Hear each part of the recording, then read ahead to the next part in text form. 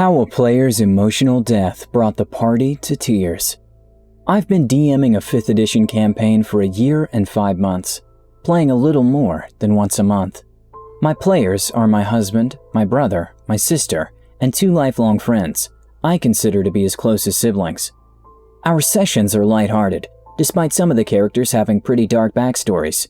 I mean, one of them is a warlock, so it kinda comes with the territory. The campaign started with the Adventurers League intro to Princes of the Apocalypse, and once the group played through that, I homebrewed my own world, using that campaign as a jumping-off point. My sister's character is an elven ranger named Snap, whose parents are higher-ups in the cult that worships the element of air, and she ran away from them as a kid. In an earlier session, my players, who call themselves the Cult Busters, killed the leader of the air cult, and Snap's mom took over as leader. The Cult Busters stole a hippogriff that the cult needs to sacrifice, so Snap's mom tracked them down with some other cultists, and in our last session, the 2 groups were about to go head-to-head in an aerial battle. I'm pretty insecure about my skills as a DM, and my sister is not super into combat. I've been worried for a while that my sister only continues to play D&D because she thinks my feelings would be hurt if she dropped out, which they wouldn't. Her work schedule has conflicted with the past 3 or so sessions, and I suspected she was going to drop out soon. When she was able to make it to the session tonight, I felt bad because the other players had led right up to this aerial fight, and so I knew most of tonight's session would be combat. I prepared myself for this to be my sister's last session, since she gets bored with combat. I thought tonight would be the final straw for her interest level. That is, until one of the PCs, an overly enthusiastic, chaotic kleptomaniac monk, died. Not just went unconscious, but was fully killed by a cultist under the command of Snap's mom. I didn't think any players would go down in this session, so when the monk failed his last death save, my stomach dropped. At first, the players kept kinda goofing off as usual, so I thought maybe they just weren't going to get too emotional, which fits our group dynamic. Everyone gets really into roleplay, but isn't really emotional or dramatic. Then, my sister's turn came up, and she described Snap flying straight at his mom, sobbing and slashing at her with his short swords, knocking her unconscious. The rest of the battle was a mix of emotions, as Snap had to decide whether to keep attacking and fully kill his mom, and other players went after the cultist who killed their friend.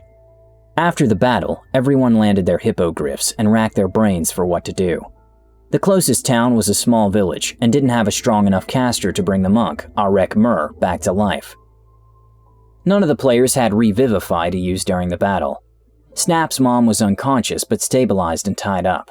The players frantically discussed what to do. My sister quietly said, "I never got to teach Murray sign language," using her pet name for the monk.